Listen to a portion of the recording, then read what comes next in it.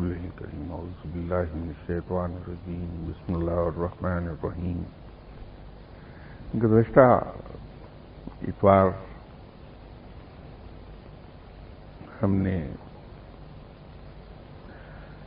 گفتگو کی تھی جس کا کوئی خاص ایک پرٹیکولر موضوع تو نہیں تھا، لیکن چونکہ سلسلہ چل رہا تھا بیعت کے پروٹوکولز کا، اور اسی ضمن میں پھر کچھ گفتگو ہماری ہوتی رہی کہ بیعت کرنے والے کی ذمہ داریاں کیا ہیں، اور ایک پہلو جو اس میں رہ گیا تھا وہ یہ تھا کہ بیعت لینے والے کی ذمہ داریاں کیا ہیں، کیونکہ ابھی تک تو یہی ہوتا رہا ہے کہ پریکٹیکلی جو کچھ ہوتا ہے کہ بیعت کرنے والا تو وہ اپنی ذمہ داریوں کی بوجھ کے نیچے آ جاتا ہے اور اسے اپنی ڈیوٹی ڈسچارج کرنا ہوتی ہیں، لیکن بیعت لینے والے کی ڈیوٹیز کبھی کسی نے ڈیفائن نہیں کی اور نہ اسے پوری طرح سے کما حق کا ڈسچارج کرنے کی کوشش ہوئی۔ پیشتر اس کے کہ میں بیعت لینے والے کی ذمہ داریوں کے سلسلے میں کوئی بات کرتا تو میرے ذہن میں ایک اور یہ خیال آیا کہ اس سے زیادہ پروڈکٹیو چیز یہ ہوگی کہ وہ جو چھوٹی موٹی چیزیں ہیں، جو چھوٹے چھوٹے ایسی پوائنٹس ہیں جن کو ہم روزمرہ کی زندگی میں اہمیت نہیں دیتے، لیکن در حقیقت وہ ہماری روحانی ترقی کے اندر بہت بڑی رکاوٹ ثابت ہو جاتے ہیں، تو ہم لا علمی میں اپنے سامنے دیواریں کھڑی کرتے چلے جاتے ہیں اور ہماری روحانی ترقی رک جاتی ہے۔ تو اس ضمن میں گزشتہ اتوار میں نے کچھ گفتگو کی تھی، اسی کو آگے ہم اسی کا تسلسل برقرار رکھتے ہیں۔ ہمارے یہاں ایک پرابلم اور چل رہی ہے کہ ہماری سینس آف پرائیورٹیز اسلام کے بارے میں اور کسی چیز کو کتنی امپورٹنس اٹیچ کرنا ہے، یا اگر کوئی چیز بہت امپورٹنٹ ہے اسلام میں تو اس کی اہمیت کی وجہ کیا ہے یہ ہم نہیں سمجھتے، نہ سمجھنا چاہتے ہیں۔ نتیجہ یہ ہوتا ہے کہ ہم بعض اوقات کچھ چیزوں کو یا تو امپورٹنس بالکل ہی نہیں دے پاتے، یا اتنی زیادہ امپورٹنس دیتے ہیں کہ اس کی اصل چھپ جاتی ہے اور وہ ایک ایسی چیز سامنے آنے لگتی ہے جو خود ہم نے اپنے ذہن میں قائم کر لی، تو اس کی روح سے ہم محروم ہو جاتے ہیں۔ ہمارے یہاں ایک عام طور پر دیکھی گئی چیز، میں بھی شاید ایسا ہی کہتا ہوں گا، بڑے فخر سے ہم کہتے ہیں کہ صاحب ہم تو ہمیشہ انصاف کی بات کرتے ہیں، ہم ہمیشہ انصاف سے چلتے ہیں۔ یہ بڑی حیران کن بات ہے کہ ایک مسلمان کے لیے، ایک مومن کے لیے، اور پھر ایک مسلمان معاشرے کے لیے ڈیلنگز کا جو ادنا ترین معیار ہے، ادنا ترین معیار، ہم اس کو فخر کا باعث بناتے ہیں۔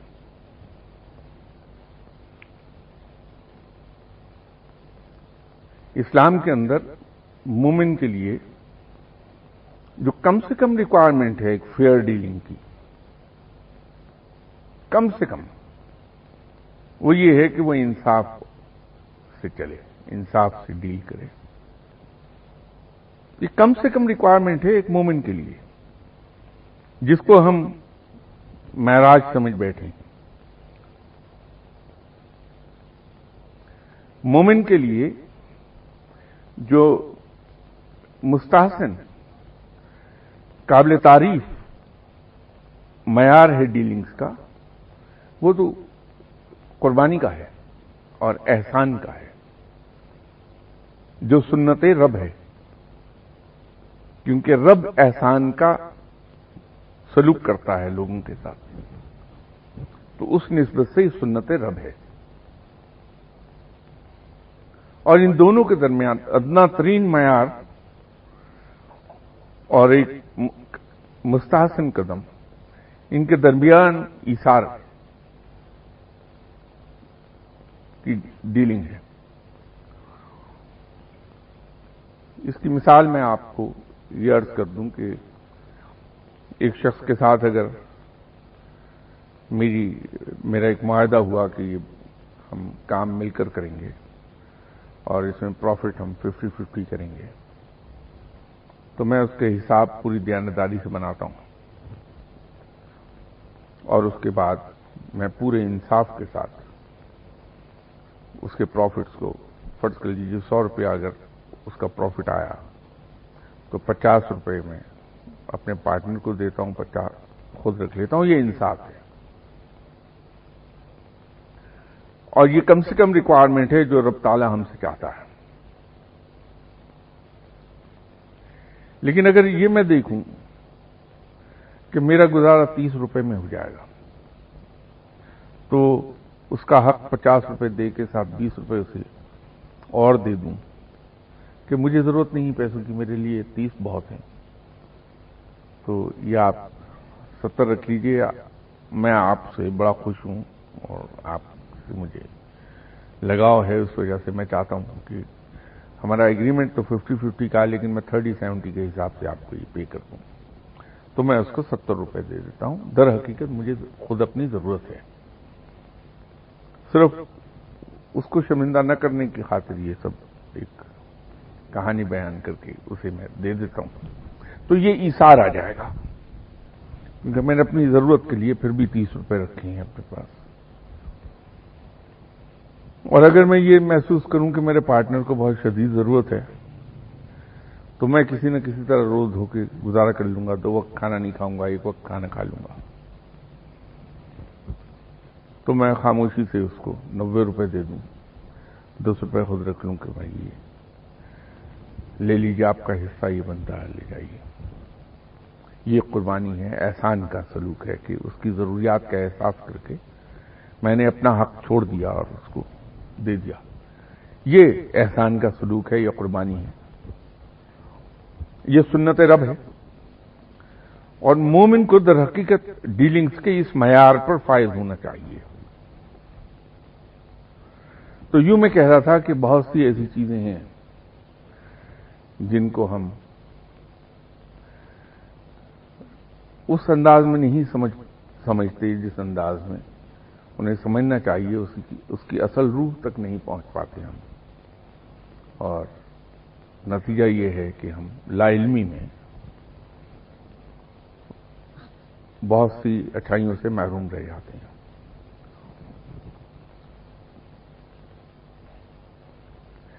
اسی طرح ہمارے یہاں جو رب کی اطاعت کا اور رب کی فرمانبرداری کا تصور ہے، وہ محدود ہو گیا عبادات تک۔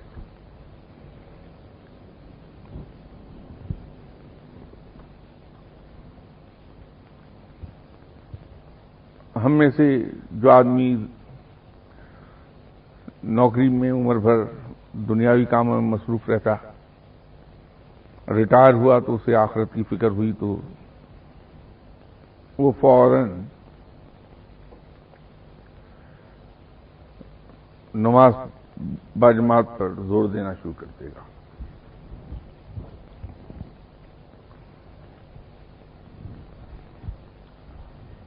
نماز بہت رادر اہم ترین ستون ہے اسلام کا، اور اولین عبادت ہے اسلام کے اندر۔ رب کے یہاں قیامت کے روز نماز ہی کی پوچھ گچھ ہوگی، اور نماز بہت رادر اہم ترین ستون ہے اسلام کا، اور اولین عبادت ہے اسلام کے اندر۔ رب کے یہاں قیامت کے روز نماز ہی کی پوچھ گچھ ہوگی۔ اور نماز بہت رادر اہم ترین ستون ہے اسلام کا، اور اولین عبادت ہے اسلام کے اندر۔ اس کی اہمیت اتنی ہے. اب اس اہمیت کو تو ہم جانتے ہیں، لیکن ہم نے کبھی یہ بیٹھ کے نہیں سوچا کہ نماز کو اتنی اہمیت کیوں ہے اسلام کے اندر، تاکہ اس کی اصل سامنے آئے ہمارے. اس کے پیچھے حکمت کیا ہے، کیوں اس کو ہم اللہ تعالی نے اتنا اہم قرار دے دیا. اگر کہیں وہ سمجھ جائیں، جانتے ہم ہیں لیکن سمجھتے نہیں ہیں، اگر اس کو سمجھ جائیں تو پھر ہم صحیح معنوں میں نماز ادا کرنے لگ جائیں گے، پڑھیں گے نہیں نماز. پھر نماز ادا کریں گے بجائے پڑھنے کے.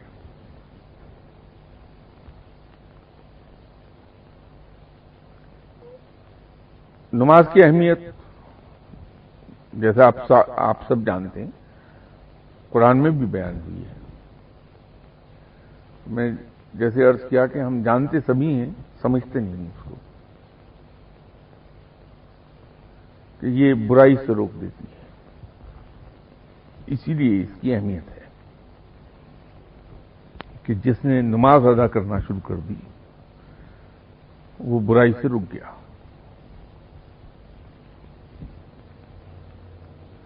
اب اس سلسلے میں وہ جو روایت ہے کہ ایک بار صحابہ کرام آپ صلی اللہ علیہ وسلم کی خدمت میں تشریف لائے اور آ کے عرض کی کہ یا رسول اللہ صلی اللہ علیہ وسلم، ہمیں کس طرح سے پتہ چلے کہ ہماری نماز رب کے یہاں قبول ہو رہی ہے یا نہیں؟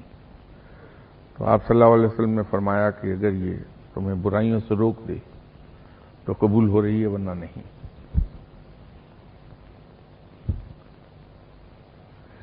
ہم نے اہمیت صرف نماز کو پڑھنے پر دے دی،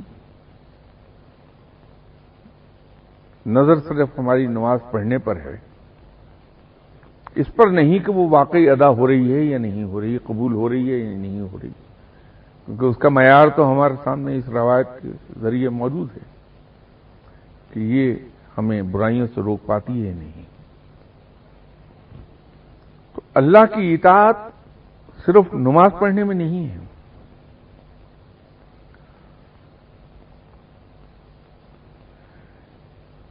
کیونکہ اگر اکیلی صرف یہ کہ ہم 5 وقت مخصوص ٹائم پر نماز پڑھ لیں، یہی اللہ کی اطاعت ہوتی تو پھر ہم یہ کیوں نہیں کرتے کہ جب نماز ہی اطاعت ہے تو ہم ہر وقت نماز پڑھ لیں. سورج کے چڑھتے ہوئے کیوں نہیں ہم نماز پڑھتے، سن رائز ہوتے ہوئے؟ دوپہر میں جب سورج نصف النہار پر ہوتا ہے تو پھر کیوں نہیں نماز ہم پڑھتے؟ سورج کے غروب ہوتے وقت ہم نماز کیوں نہیں پڑھتے؟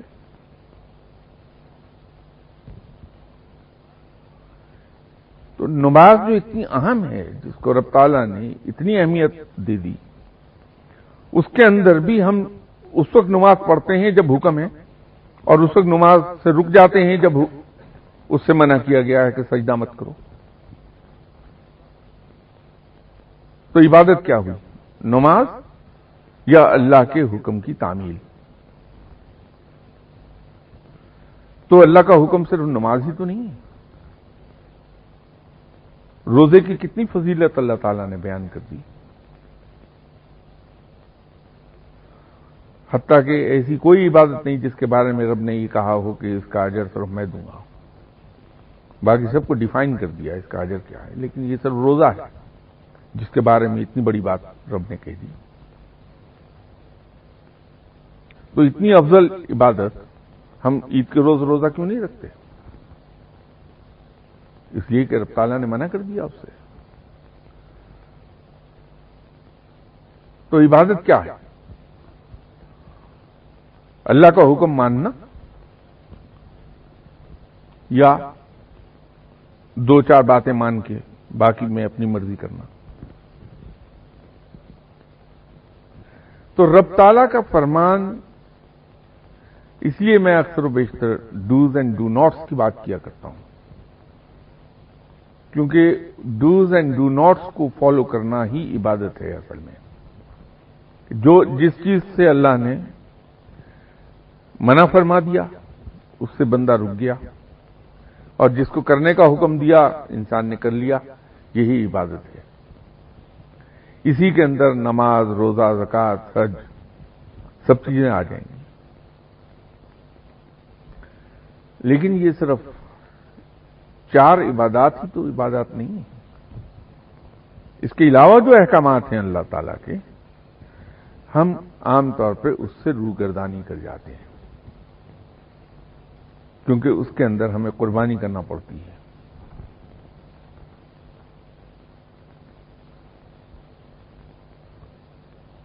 تو تصوف کے اندر فرض عبادات تو کرنی ہی کرنی ہے، وہ تو پیغمبر کو بھی معاف نہیں ہوئی۔ تمام پیغمبر پابند تھے فرض عبادات کے، اور آپ صلی اللہ علیہ وسلم سے زیادہ عبادت کون کرے گا؟ وہ تو ہمیں کرنا ہی کرنا ہے۔ لیکن یہ یاد رکھیے کہ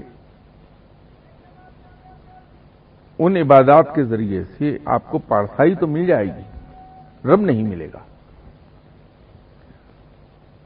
کیونکہ رب ملے گا صرف نیکی سے۔ عبادات سے صرف پارسائی ملتی ہے اور رب نیکی سے ملتا ہے، اور نیکی ہے، جیسے اکثر بیشتر میں کہا کرتا ہوں کہ اس کا مختصر ترین اس کی ڈیفینیشن جو ہے وہ یہ ہو سکتی ہے کہ انسان اپنے حقوق، اپنی خواہشات، اپنا آرام، اپنی ضروریات، ان کو پس پشت ڈال دے اور دوسروں کے حقوق، دوسرے کی خواہشات، دوسروں کے ضروریات اور دوسروں کے آرام کو اپنی چیزوں پر ترجیح دے دے۔ یہ ترجیح دینا ہی نیکی ہے۔ تو نیکی سے رب ملے گا۔ اگر آپ تصوف کی راہ پہ چلنا چاہتے ہیں تو آپ کو عبادات تو کرنا ہی کرنا ہے، کیونکہ اس کا حساب آپ کو دینا ہے۔ نیکی کی راہ بھی پکڑ لیجیے اس کے ساتھ ساتھ۔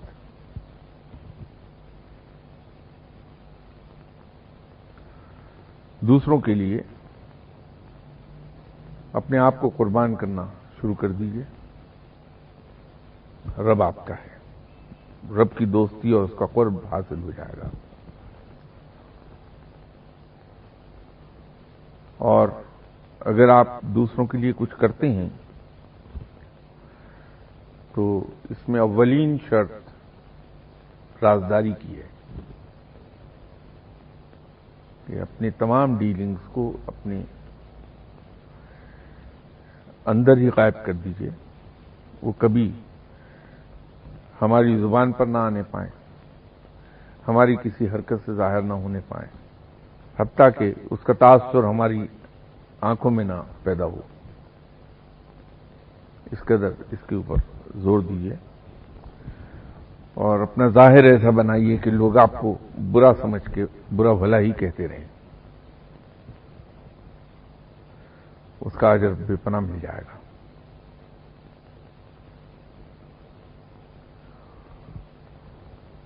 تو آپ اگر بیعت کرتے ہیں کسی شخص کے ہاتھ پر تو پھر یہ سمجھ لیجئے کہ آپ نے فرض عبادات 100% پورا کرنا ہے ان کو، اور تمام تر آپ کا میجر ایمفیسس ہے وہ نیکی پر آنا چاہیے۔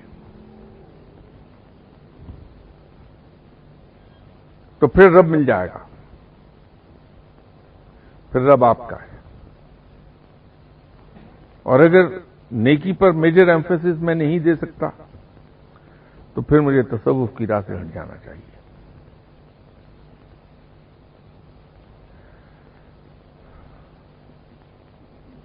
ایک بار میں پشاور ایک کانفرنس کے سلسلے میں جا رہا تھا، تو میرے مرشد صاحب جناب قبلہ بڑے شاہ صاحب نے پوچھا کہ کدھر جا رہے ہو، تو میں نے عرض کیا کہ حضور کل پشاور جاؤں گا۔ تو وہ فرمانے لگے جہاز پہ جا رہے ہو گاڑی پہ جا رہے ہو؟ تو میں نے کہا جی کار پہ جاؤں گا، تو میں بھی چلتا ہوں۔ چلے گئے،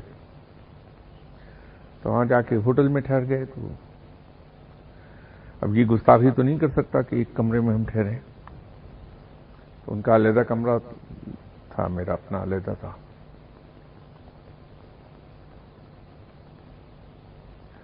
تو صبح فجر کی نماز کے بعد میں نے سوچا میں دیکھ کے آؤں شاہ صاحب کمفرٹیبل بھی تھے یا نہیں تھے رات کو۔ تو گیا، تو باتیں ہو رہی تھیں، تو وہ مختلف چیزیں بتا رہے تھے اپنے بارے میں۔ تو سڈنلی انہوں نے وہ بات روک کے تو بالکل ایک موضوع سے لاتعلق بات فرمائی، کہنے لگے بات سنو، میں تمہیں ایک نصیحت آج کر دوں کہ تم اپنا ظاہر ایسا بنائے رکھنا کہ لوگوں کو کبھی تمہارے باطن کی خبر نہ ملے، اور لوگ تمہیں ہمیشہ برا بھلا ہی کہتے رہیں۔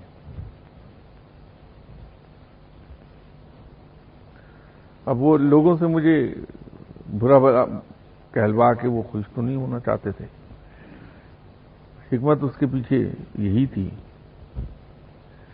کہ میرے باطن کی خبر لوگوں کو نہ ملے، اور وہ جھک کے سلام نہ کریں مجھے، اور میرا نفس ان سلاموں سے پھلے پھولے نہیں، میں تکبر میں نہ چلا جاؤں۔ اسی طرح ان دنوں وہاں زور تھا، نیا نیا علم ملا تھا، تو میں ٹور پر جا رہا تھا اسلام آباد میٹنگ کے لیے منسٹری میں۔ تو گجرانوالہ سے پہلے لیفٹ کو جو راولپنڈی بائی پاس بنی ہے، ابھی بنی ہی تھی، اس کا افتتاح نہیں ہوا تھا، تو چونکہ مکمل ہو گئی تھی تو میں نے سوچا کہ آج اس سڑک سے چل کے دیکھتے ہیں، گجرانوالے کی ٹریفک سے بچ جاؤں گا میں۔ تو گاڑی میں نے ادھر کو موڑ دی، تو اس بائی پاس پر ٹریفک نہیں تھی کوئی، تو دور دور تک کوئی آبادی نہیں۔ تو ایک جگہ خاصا ویرانہ تھا، تو میں نے گاڑی وہاں روک دی۔ تو ڈرائیور سے میں نے کہا کہ تم یہیں رکو، میں 1 منٹ میں آیا، تو کھیتوں میں چلا گیا میں۔ تو تھوڑی دور وہ جو کھیتوں کے درمیان بھینسوں کے لیے اور اپنے بیٹھنے کی جگہ بنائی ہوتی ہے انہوں نے، وہ تھی، اس پر 2-3 آدمی مل گئے مجھے۔ تو میں نے ان سے پوچھا کہ یہ زمین کس کی ہے؟ تو ایک صاحب نے کہا کہ میری ہے۔ کیوں، کیا بات ہے؟ تو میں نے کہا کہ ایسا کر لیجئے کہ مجھے ذرا گہرائی میں، ڈیپتھ میں 2 کنال جگہ دے دیجیے اس میں سے۔ تو کیا ریٹ ہے اس کا پر کنال؟ وہ اصل میں تھی ایگریکلچر لینڈ۔ تو وہ بندہ حیران اس بات پہ ہوا کہ 2 کنال زمین پر میں کیا کلٹیویشن کروں گا جو میں اس سے 2 کنال، اور وہ بھی ڈیپتھ میں مانگ رہا ہوں بجائے سڑک کے کنارے مانگنے کے۔ تو کہتا جی آپ کیا کریں گے 2 کنال کو؟ میں نے اسے کہا کہ بھائی یہ دیکھو ویرانہ ہے بالکل، تو میں اس کی 4 دیواری کر کے 2 کمرے بنا لوں گا۔ تو وہاں آ کے 2-4 دن، ہفتہ 10 دن رہ لیا، اللہ اللہ کیا، شہر گئے سامان خریدنا، پھر اللہ اللہ شروع کر دیا۔ تو اس نے بڑے غور سے مجھے دیکھا، اور دیکھ کر 2 मिनट सोचा, कहने लगा जी ऐसा 2 कनाल जगह आपको चाहिए मेरी जी, कि ये मेरी तरफ से आपको तोहफा है, तो ये टुकड़ा कोई एक निशान लगा दे, मैं वहां दे देता हूं आपको, तो ले लीजिए, कुछ सवाब मुझे भी हो जाएगा अगर आपने अल्लाह अल्लाह ही करना वहां बैठ के। तो वापसी पर मैंने अपने मुर्शिद साहब की खिदमत में हाजिर हुआ, तो बड़ी खुशी से कहा, मैंने कहा हुजूर ये तो बड़ा काम बन गया, एक वीराना मिल गया मुझे, लाहौर से कुछ ज्यादा दूर भी नहीं है, 45 मील ही बनता। तो वहां 2 कनाल जगह मुझे मिल गई, तो मैं सोच रहा हूं कि वहां ठिकाना बना लिया जाए, आप भी चलिए, वहीं रहते हैं। तो कहने लगे क्या करोगे वहां?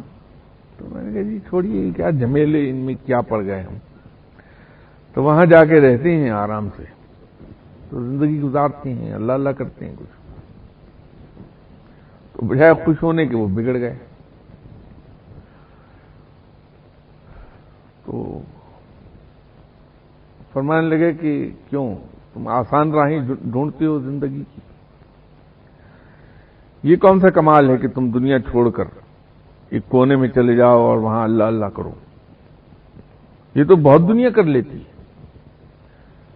तो एक तुम कर लोगे तो कौन सी बड़ी बात बनेगी। कमाल तो तुम्हारा ये है कि इस दुनिया में रहो और भरपूर दुनियावी जिंदगी गुजारो, और उसके साथ साथ भरपूर दीनी जिंदगी भी गुजारो। तो दोनों चीजों को बैक वक्त लेकर चलो, ये कमाल है, ये कोई कोई कर पाता। तो तुम यही राह पकड़ो। तो उस वक्त तो खैर चीजें ज्यादा समझ नहीं आती थी, लेकिन बाद में समझ में आया कि गरचे बड़े शाह साहब किबला ने ये फरमाया नहीं, लेकिन बात यह है कि सुन्नत क्या है। कभी हम अगर सोचें, जो मैं अर्ज कर रहा था कि हम चीजों को जानते जरूर हैं लेकिन उनको समझते नहीं। आप सल्लल्लाहु अलैहि वसल्लम की हयात तैयबा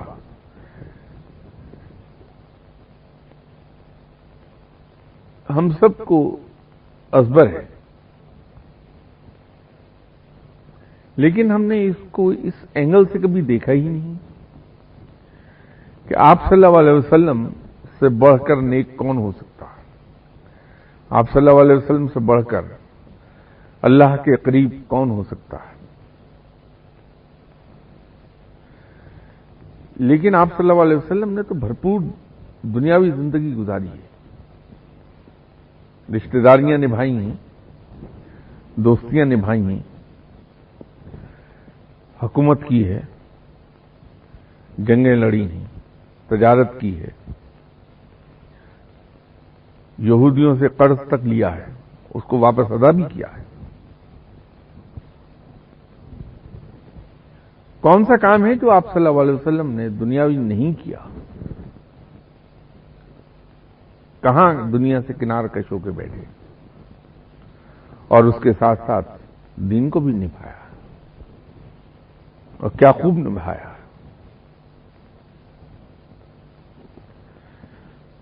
तो सुन्नत क्या है फिर, अफजल क्या है, हमारी अपनी सोच के तहत होने वाले काम, या वो काम जो आप सल्लल्लाहु अलैहि वसल्लम ने किए और उसकी हम पैरवी कर लें।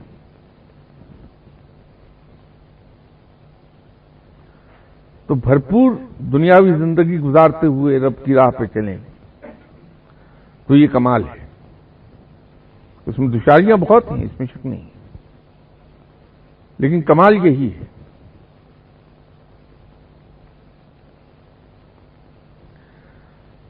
इसी तरह देखिए, अक्सर हम में से लोग कहते हैं, हमारे लीडर साहिबान भी, दानश्वर साहिबान भी जब टीवी पे आते हैं और महफिलों में बैठते हैं, वहां जिक्र जरूर होता है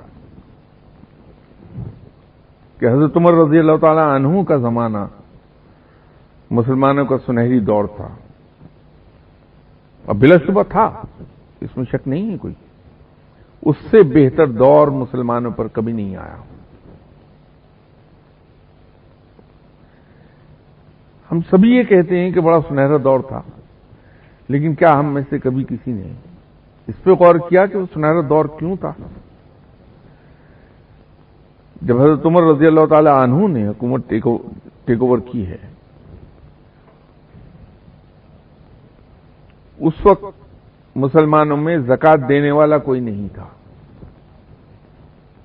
اور جب شہادت پائی ہے تو مسلمانوں میں زکوٰۃ لینے والا کوئی نہیں تھا۔ یہ ٹرانسفارمیشن جو ہے 180 ڈگریز اپوزٹ گئی ہے ایک حالت، یہ کیسے ہو گئی اتنی بڑی ٹرانسفارمیشن اتنے تھوڑے عرصے میں؟ یہ کبھی ہم میں سے کسی نے نہیں سنا۔ تو اگر حضرت عمر رضی اللہ تعالی عنہ کے دور کو ہم ایگزامن کریں تو ایک حیران کن چیز سامنے آئے گی آپ کے کہ حضرت عمر رضی اللہ تعالی عنہ اور دوسرے بعد میں آنے والے حکمران جتنے بھی تھے ہمارے آج تک کے، صرف ایک جگہ جا کے فرق پڑتا ہے کہ حضرت عمر رضی اللہ تعالی عنہ نے ایڈمنسٹریشن اور مینجمنٹ کا ایک بنیادی اصول پوری قوت کے ساتھ امپلیمنٹ کیا ہے، اس میں کہیں ہلکا سا جھول نہیں آنے دیا، کوئی ریلیکسیشن نہیں آئی اس اصول کی امپلیمنٹیشن میں۔ سمپل اصول کہ کسی کی غلطی shouldn't go unpunished۔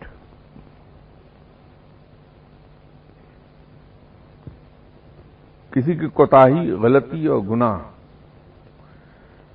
انپنشڈ نہیں رہے گا، اس پہ سزا دی ہے، اور بغیر یہ دیکھے کہ وہ بیٹا ہے یا کوئی رشتہ دار یا کوئی صحابی یا کوئی پرانا ساتھی۔ اس اصول میں یکساں ہاتھ رکھا ہے۔ اور دوسری طرف یہ ہے کہ اچھے کام کا ریوارڈ ضرور دیا ہے، خواہ وہ اچھا کام کسی دشمن ہی نے کیا ہے اس کو ریوارڈ ضرور دیا ہے۔ ایک سمپل مینجمنٹ کا پرنسپل ہے جو ہم سب پڑھتے ہیں، ایڈمنسٹریشن اور مینجمنٹ پڑھتے وقت اس کو ہم اس پرنسپل کو سبھی پڑھتے ہیں، لیکن ایکسرسائز نہیں کرتے ہیں۔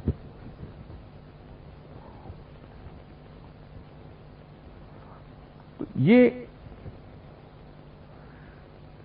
چھوٹی چھوٹی چیزیں ہیں، اگر ہم واہ واہ کرنے کی بجائے اس کو یہ دیکھ لیں کہ ایسا کیوں ہے، اور پھر اس پر نظر رکھیں کہ یہ مقصد اچیو ہو رہا ہے یا نہیں ہو رہا، جب ہم اس پہ عمل کر رہے ہیں تو پازیٹو ریزلٹ ضرور آ جائیں گے اس کے۔ جیسے میں نے نماز کا کہا کہ نماز ہم پابندی سے پڑھیں اور ان تمام پروٹوکولز کے مطابق پڑھیں جیسے اللہ تعالیٰ کا حکم ہے۔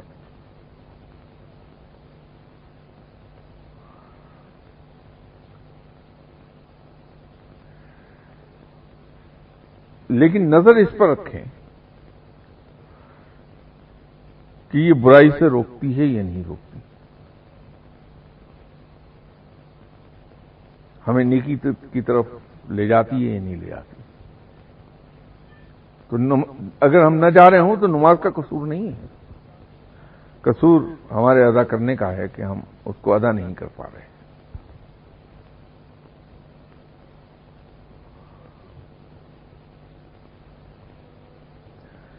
تو جب بھی کوئی کام کرنے لگے تو اس کی اس وجہ پہ نظر ضرور رکھیے۔ اسی طرح یہ مت سمجھ لیجئے کہ فرض عبادات کرنے کے بعد ہم نے اللہ تعالیٰ کی اطاعت کر لی پوری طرح، ایسا نہیں ہے۔ اسلام کے اندر ہم اسلام کو بائی پارٹ نہیں لے سکتے۔ اب آج کل ایک نیا سلسلہ زیر بحث ہے گزشتہ 20 سال سے، بلکہ 25 سال سے، تو وہ ہے بینکنگ سسٹم ان اسلام۔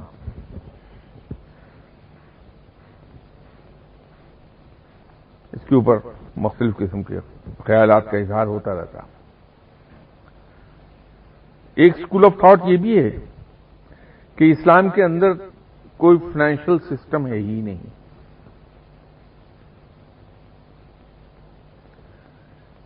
پرابلم یہ نہیں ہے، پرابلم صرف ایک جگہ آتی ہے، وہ یہ ہے کہ ہم پک اینڈ چوز کے عادی ہو گئے ہیں. مذہب کے اندر بھی وہ چیزیں ہم اپنا لینا چاہتے ہیں، سلیکٹو ہیں وہاں، جو ہمیں سوٹ کرتی ہیں ان کو تو فوراً اپنا لیتے ہیں، باقی کو ایک طرف کر دیتے ہیں، یا ہم اس کی حکمت کو ہی نہیں سمجھ پاتے. اسلام کے بارے میں ہمارا رویہ بالکل وہ ہے جیسے کچھ اندھوں کے ہاتھ ہی لگ گیا تھا، تو ہر اندھے نے اس کو اس طرح کا ڈسکرائب کیا تھا جس طرح کے اس کا حصہ اس کے ہاتھوں میں آیا تھا. کسی کے ہاتھ میں اگر ٹانگ آئی تو اس نے کہا کہ صاحب ہاتھی جو ہے گول اور اونچا ہوتا ہے، کسی کے ہاتھ میں اگر سونڈ آ گئی تو اس نے سونڈ کو ہی ڈسکرائب کر دیا، یہی ہاتھی. تو اسلام کے بارے میں بھی ہمارا ایٹیٹیوڈ ایگزیکٹلی وہی ہے. ہم اتنے ہی حصے کو اسلام سمجھ بیٹھے ہیں جتنے کو ہم سمجھتے ہیں. لیکن اسلام کو جب تک کہ آپ ان ٹوٹو نہیں سمجھیں گے، اس کو میں آسان لفظوں میں یوں ڈسکرائب کیا کرتا ہوں کہ اسلام کو برقعے کی طرح اپنے اوپر اوڑھ لینا پڑتا ہے، پھر یہ سمجھ میں آتا ہے کہ اسلام ہے کیا، کیونکہ اس کے تمام سسٹم ویل انٹیگریٹڈ ہیں اور انٹر ڈیپینڈنٹ ہیں. اسلام کے اندر اسی لیے پینل کوڈ سب سے آخر میں آیا تھا، اور لطیفہ یہ ہے کہ اسلام کا پینل کوڈ دنیا کا مختصر ترین پینل کوڈ ہے. اس سے مختصر سزائیں کسی پینل کوڈ میں ہے ہی نہیں. آپ گن لیجیے انگلیوں پر کتنی سزائیں ہیں. اس کی بنیاد انسان کے قلب کے بدلنے پر رکھی گئی ہے. اصل میں اسلام پہلے قلب کو تبدیل کرتا ہے، انسان کی تھنکنگ کو تبدیل کر دیتا ہے.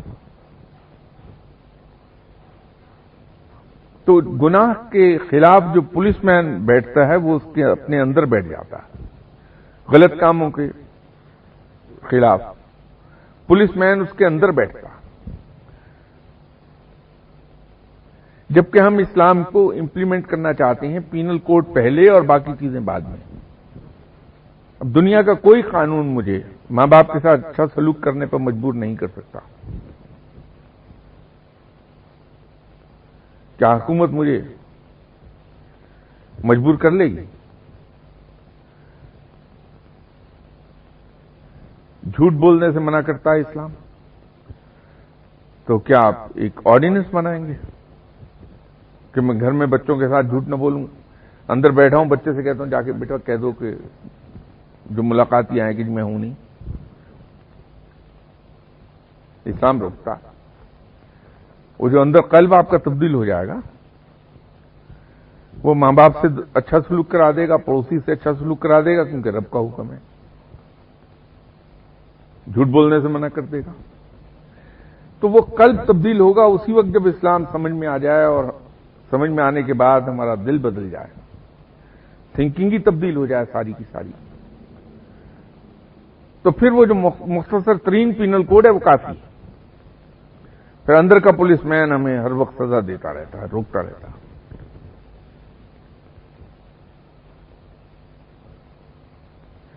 آپ بے شک ایک لفظ سیکھیے روز کا، ایک لفظ ہفتے بھر کا سیکھیے، پورے ایک ہفتے بھر میں، لیکن اس سیکھے ہوئے لفظ کو امپلیمنٹ کر لیجیے اپنے اوپر.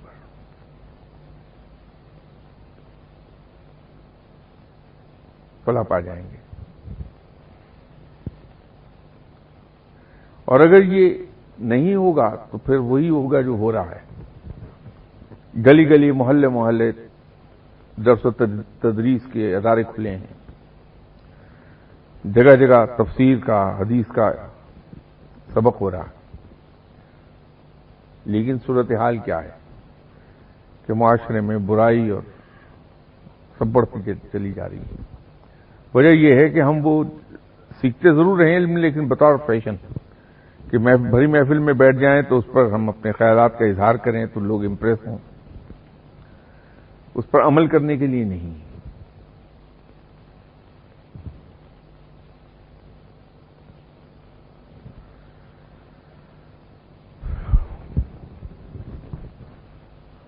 ضمن میں کوئی صاحب سوال کرنا چاہتے ہیں؟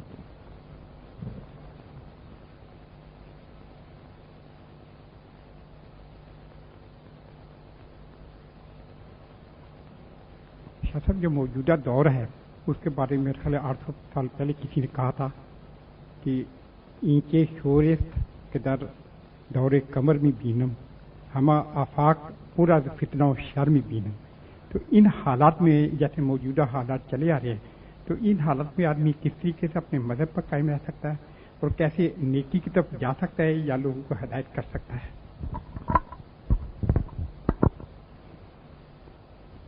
دیکھیے، یہ حالات اور یہ معاشرہ ایسا ہی رہے گا اس وقت تک جب تک کہ ہم معاشرے کا رونا روتے رہیں گے. اگر درست کرنے کے سلسلے میں نے اپنے آپ کو معاشرے سے کاٹ لیا، یہ سوچ لیا کہ دوسروں کی ذمہ داری مجھ پر نہیں ہے، وہ جو چاہے کریں، وہ آزاد ہیں اپنی فعل میں، مجھے چونکہ اللہ کو اپنے لیے جواب دینا ہے تو میں اپنے آپ کو درست کر لوں. تو اگر 14 کروڑ لوگوں نے یہ سوچنا شروع کر دیا تو معاشرہ تو 5 منٹ کے اندر اندر ٹھیک ہو گیا.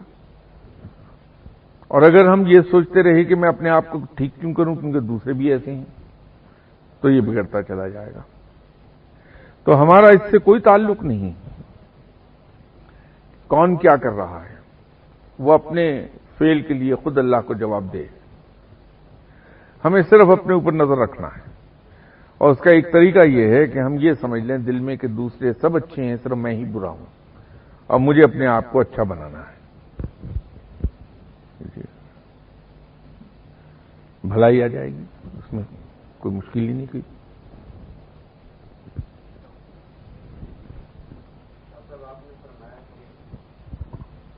انسان جو ہے وہ نیک کام کرے، نیکی کرے، مگر دوسروں کو وہ برا نظر ہے، لوگ خیال کریں کہ وہ اچھا نہیں ہے. مگر جو نیکی کرے گا اس کو تو لوگ اچھا ہی سمجھیں گے کیونکہ اس نے تو کرنی بلائی ہے. یہ کس طرح ہو سکتا ہے؟ دیکھیے، بات اس کی مثال ایک اور طریقے سے میں آپ کو دے سکتا ہوں. رب تعالیٰ احسان کرنے کی تلقین فرماتا اور اس کے ساتھ ساتھ وہ یہ کہتا ہے کہ اگر تم کسی کے ساتھ نیک سلوک کرتے ہو تو اسے چھپاؤ.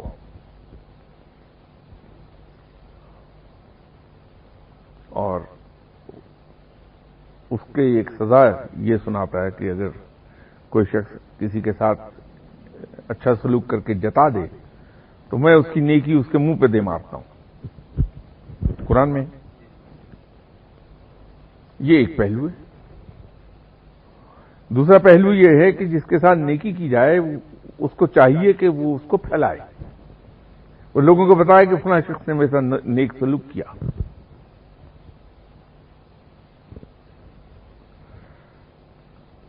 تو جب ہم خود نیکی کرتے ہیں اور اس کو چھپاتے ہیں اپنے اندر، اپنے آپ کو پورٹریٹ کرتے ہیں کہ میں برا آدمی ہوں، تو رب اس نیکی کی خوشبو چاروں طرف پھیلاتا. وہ کئی گنا ہو کے زیادہ پھیل جاتی ہے کہ آپ کے اندر ایک تکبر پیدا نہ ہوا کہ میں نیک انسان ہوں.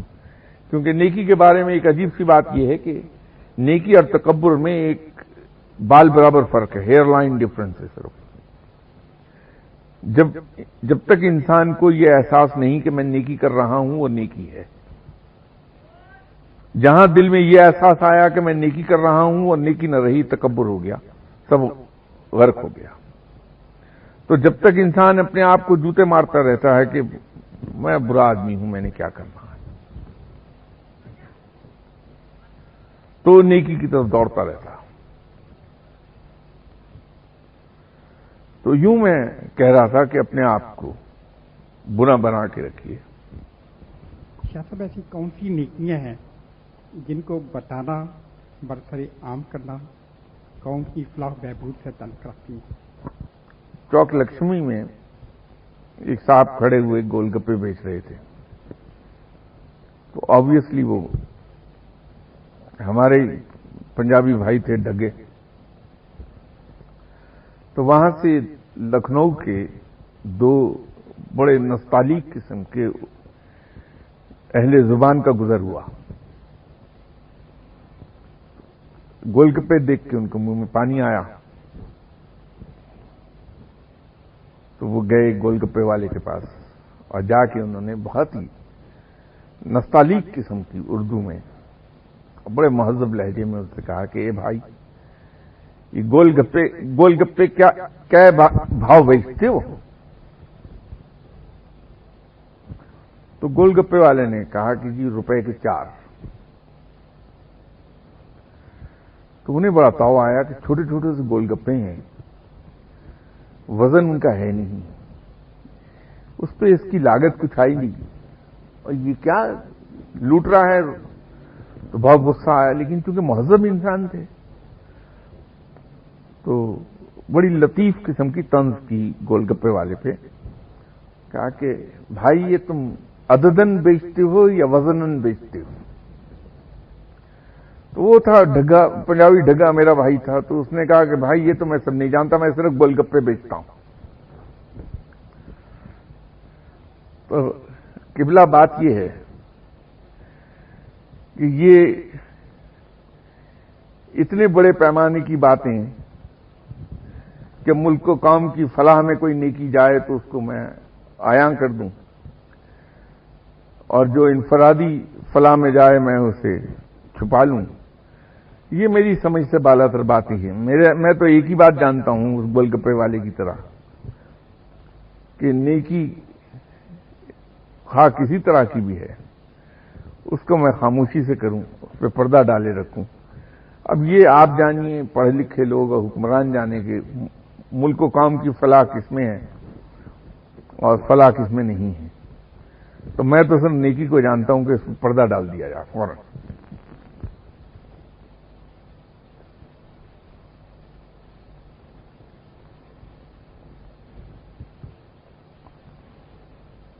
شاہ صاحب، آج سے کوئی 3 یا 4 نشست قبل میں نے ایک سوال کیا تھا، پھر میں آ نہیں سکا درمیان میں، تو وہ میں اپنا سوال شاید صحیح طرح سے بیان نہیں کر سکا، اس لیے جواب بھی پھر ویسے ہی آیا.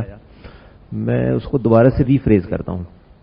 سوال جو ہے وہ یہ ہے کہ آج کل کے دور میں وہ لوگ، مجھ جیسے لوگ جنہوں نے سائنسی تعلیم حاصل کی ہے، ان کے ساتھ مسئلہ یہ ہے کہ ہمیں تعلیم جو ہے وہ سکھاتی ہے شک کرنا، خاص طور پہ سائنس والے جو ہے. اور اس صورتحال میں ہمارے لیے اور پھر کچھ صورتحال بھی ایسی ہے کہ جو بہت سارے جعلی پیر بھی ہمارے معاشرے میں موجود ہیں جو لوگوں کو دھوکہ دیتے ہیں. تو ایک صحیح مرشد کی تلاش جو ہے وہ ہم جیسے لوگوں کے لیے خاص طور پہ جو کہ انہوں نے سیکھا ہی شک کرنا ہے، وہ کافی مشکل ہے. تو اس سلسلے میں کچھ رہنمائی آپ کی چاہیے کہ ہم یعنی کیا سٹیپس لیں تاکہ ہم صحیح بندے تک پہنچ جائیں.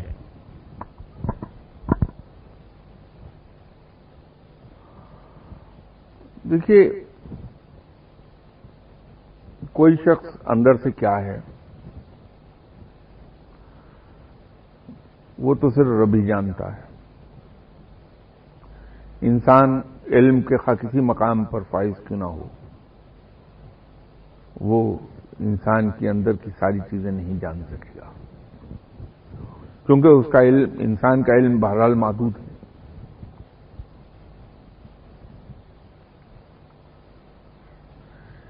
لیکن ہم روشنی لے سکتے ہیں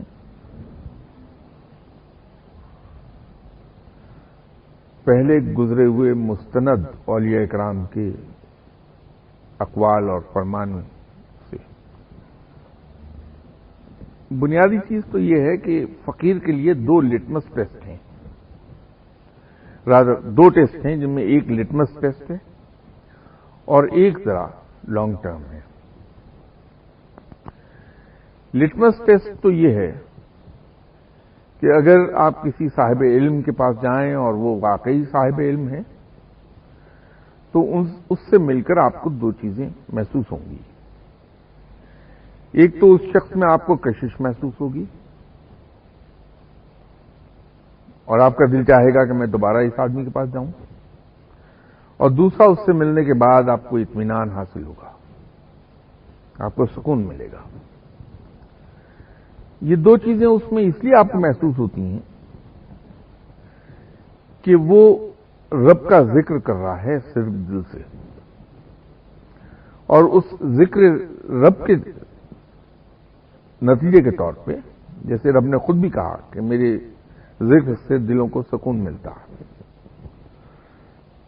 تو وہ کشش بھی ذکر الہی کی ہے اصل میں۔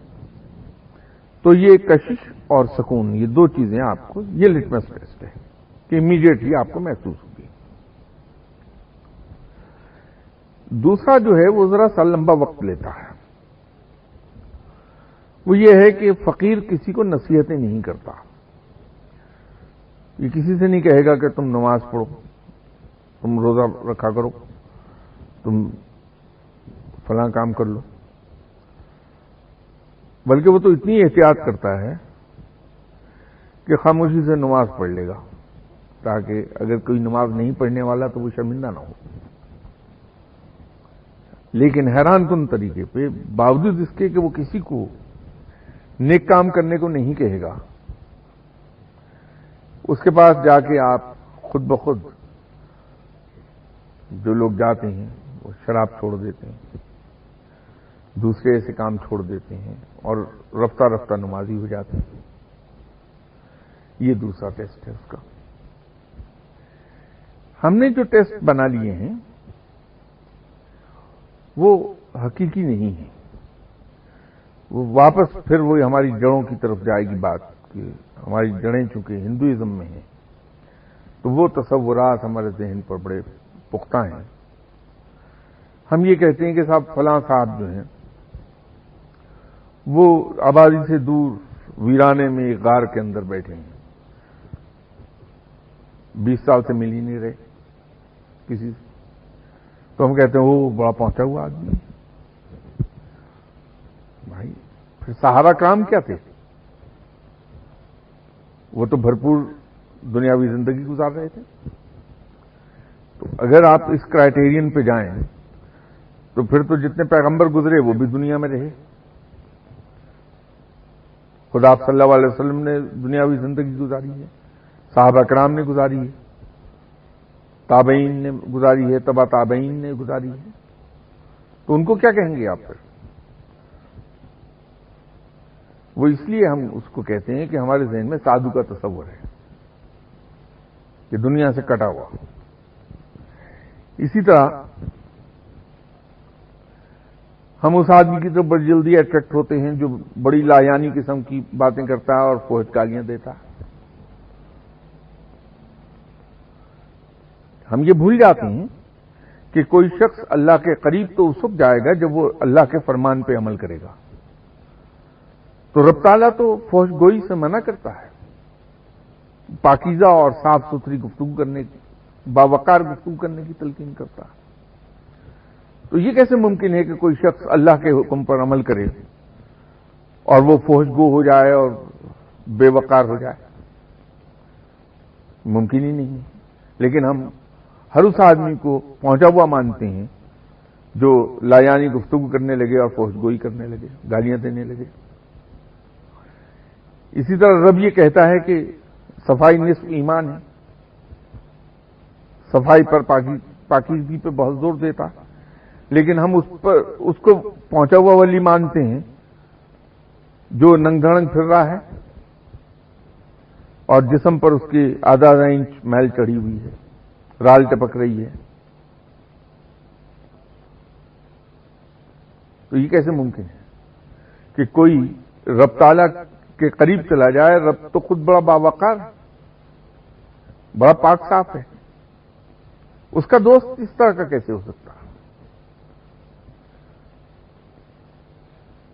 تو وہ جو میں آپ سے کہہ رہا تھا کہ ہم بہت سی چیزوں کے بارے میں غلط سمجھتے ہیں چیزوں کو، ہم نے اپنے تصور بنا لیے ہیں جو کہ حقیقت سے دور ہیں، وہ یہ سب چیزیں اسی کے اندر شامل ہیں۔ تو وہ آپ اس کے دو ٹیسٹ کر لیجئے، ایک لٹمس ٹیسٹ ہے جو امیڈیٹلی محسوس ہوتا ہے آپ کو، اور دوسرا ذرا وقت لے لیتا ہے، تو آپ کو پتہ چل جائے گا۔ پھر حضرت بایزید بستامی رحمۃ اللہ علیہ صاحب نے ایک معیار قائم کیا، حضرت پیران پیر جناب غوث الاعظم دستگیر صاحب، آپ نے بھی وہی معیار بیان فرمایا۔ آپ نے دونوں کا یہ فرمانا ہے کہ جو شخص سنت پر عمل نہیں کرتا وہ ولی اللہ نہیں ہو سکتا، تو اس کو اس حساب سے دیکھ لیجیے آپ۔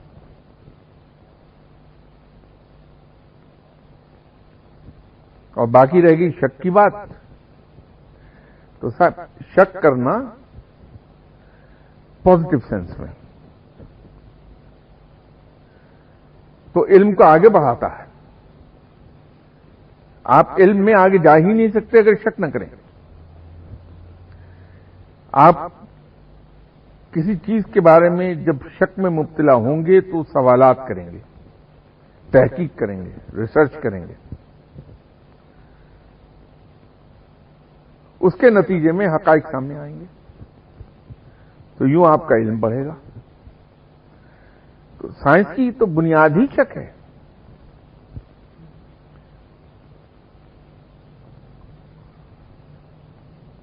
وہ تو پازیٹو سینس میں شک بہت قابل تعریف ہے۔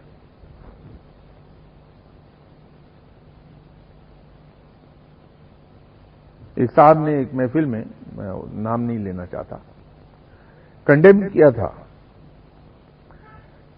حضرت امام غزالی جیسی شخصیت کو، کہ امام غزالی کی علم کی بنیاد شک پر ہے، تو اس لیے میں اسے غلط مانتا ہوں۔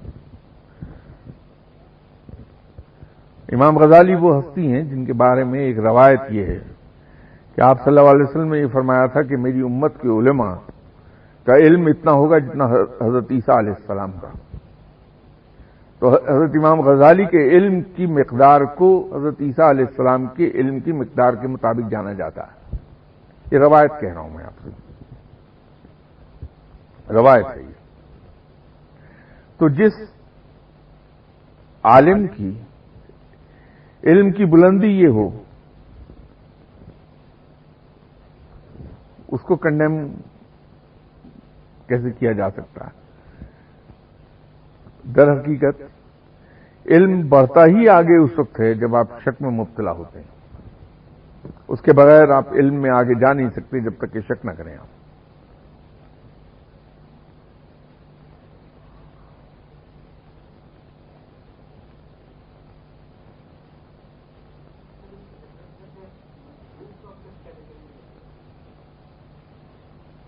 مجذوب کی کوئی کیٹیگری نہیں ہے،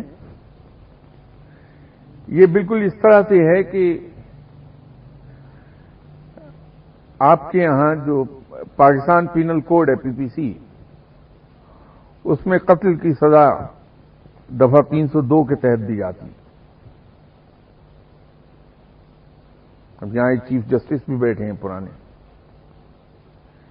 یہ لاگو ہے 14 کروڑ لوگوں پر، لیکن اگر درمیان میں کہیں کوئی پاگل آ جائے جو قتل کر دے اس پاگل پن کے اندر، تو اس پر PPC لاگو نہیں ہوتی، پینل کوڈ لاگو نہیں ہوتا۔